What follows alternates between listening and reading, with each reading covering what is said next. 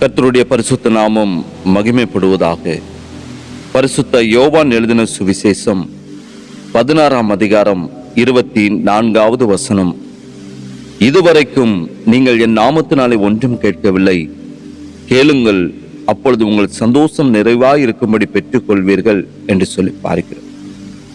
கிறிஸ்துவுக்குள் அன்பான தேவனுடைய பிள்ளைகளே, இங்கே ஆண்டவராக இயேசு கிறிஸ்து இந்த பூமிக்குரிய வாழ்க்கையிலே பிதாவானவர் தன்னை எதற்காக அனுப்பினாரோ அந்த ஊழியத்தை நிறைவேற்றினவராக அவர் கல்வாரி சிலுவையில் அறையப்படுவதற்கு முந்தின இரவு நேரத்திலே தம்முடைய சீசர்களுக்கு கூறினதான ஒரு ஆலோசனைகளில் முக்கியமான வார்த்தை தான் நாம் வாசிக்க கேட்டது. ஆண்டவராக இயேசு கிறிஸ்து இந்த பூமியில் இருந்தவரை சீசர்கள் அவரிடம் நேரடியாக சகலவிதமான காரியங்களையும் அவர்கள் கேட்டுக்கொண்டிருந்தார்கள். ஆனால் ஆண்டவராக இயேசு கிறிஸ்துவனுடைய அந்த மரணம் உயிர்த்தெழுதலுக்கு பிற்பாடு, அதாவது பிதாவுக்கும் மனிதனுக்கும் இடையே உள்ளதான ஒரே மத்தியஸ்தர் ஆண்டவராக இயேசு கிறிஸ்து ஒருவர் தான்.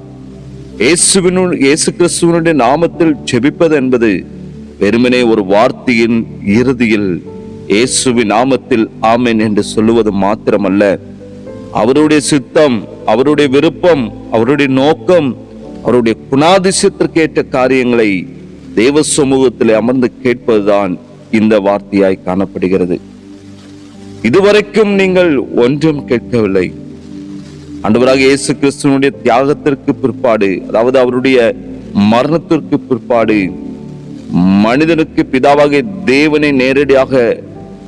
தேவனை அணுகும்படியான அந்த நேரடியான அணுகும்படியான அந்த பாக்கியம், அந்த உரிமை கிடைக்கிறது.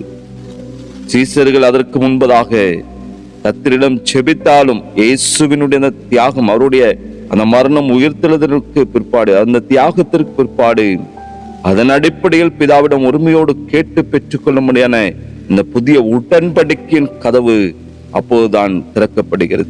இங்கே முக்கியமாக பார்ப்பது, நீங்கள் கேளுங்கள், அப்பொழுது பெற்றுக்கொள்வீர்கள். தேவன் தம்முடைய பிள்ளைகள் தைரியமாகவும் நம்பிக்கையோடும் ஜெபிக்க வேண்டும் என்று அவர் விரும்புகிற தேவன், ஆசைப்படுகிறார். விசுவாசத்தோடு கூட கேட்கும்போது பிதா நமக்கு பதில் தருகிற தேவன். நாம் கேட்கிற அனைத்தும் இயேசுவின் நாமத்தினாலே அது தகுதியும் அது தேவ சித்தத்திற்கும் ஏற்றதாக காணப்படுகிறதான பொழுது இதான் நிச்சயமாக நமக்கு சம்பூர்ணமாய் தருகிற தேவன். உங்கள் சந்தோஷம் நிறைவாக இருக்கும் என்று சொல்லி அவர் சொல்லுகிறார்.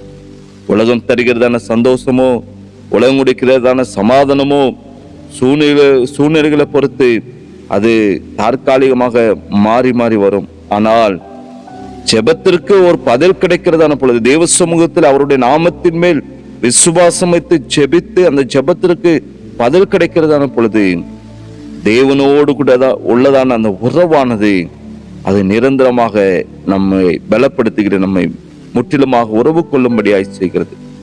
நாம் தனியாக இல்லை, நம்மை பராமரிக்க ஒரு பிதா நம்மோடு கூட இருக்கிறார் என்றதான உணர்வானது நம்முடைய இருதயத்திலே ஒரு பூர்ண மகிழ்ச்சியும் சமாதானத்தையும் தருகிறது. எனக்கு அன்பான தேவனுடைய பிள்ளைகளே, நாட்களில் உங்களுக்கு தேவையான ஒரு அமைதி, ஒரு சமாதானம், ஒரு பாதுகாப்பு, ஒரு வழிநடத்துதல், உங்கள் வாழ்க்கையில என்ன தேவைகள் எதுவாக காணப்பட்டாலும் தயக்கமின்றி, எந்த விதமான பயமும் இன்றி, எந்த விதமான கூச்சமும் இன்றி தெய்வ சமூகத்தில் கடந்து வந்து முழங்கால் படியிட்டு இயேசு கிறிஸ்துவின் நாமத்தின் மூலம் நீங்கள் தெய்வ சமூகத்தில் விண்ணப்பிக்கிறதான விண்ணப்பத்தை நிச்சயமாக அவர் கேட்டு உங்கள் தேவைகளை சந்தித்து உங்கள் இருதயத்தை நிரப்ப அவர் போதுமான தேவன். அவருடைய கரத்திலே உங்களை அர்ப்பணியுங்கள். அவருடைய நாமத்தினாலே நீங்கள் என்ன காரியத்தை குறித்து கேட்டாலும் கர்த்தர் நிச்சயமாய் உங்கள் சந்தோஷம் நிறைவாயிருக்கும்படி உங்கள் வாழ்க்கையில பெற்றுக்கொள்ளும்படியாய் கிருபை செய்வார். கேளுங்கள், பெற்றுக்கொள்வீர்கள். ஜெபிக்கலாமா? நேசிக்கிற அன்பின் பிதாவை, ஆசீர்வதிக்கப்பட்ட இந்த காலை வேளைக்காக நன்றி செலுத்துகிறப்பா. நம்முடைய வார்த்தையின் மூலமாய் நீர் எங்களோடு கூட பேசினீங்களே, நமக்கு நன்றி செலுத்துகிறோம். நாங்கள் உம்முடைய நாமத்தின் நாளை கேட்க வேண்டும் என்று சொல்லி நீர் எங்களோடு கூட பேசுகிறேன். கேளுங்கள், அப்பொழுது பெற்றுக்கொள்வீர்கள் என்று சொல்லுகிறேன்.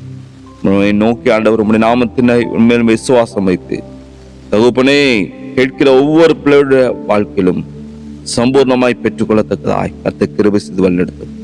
இயேசுவின் நாமத்தில் ஜெபிக்கிற நல்ல பிதாவே, ஆமேன், ஆமேன்.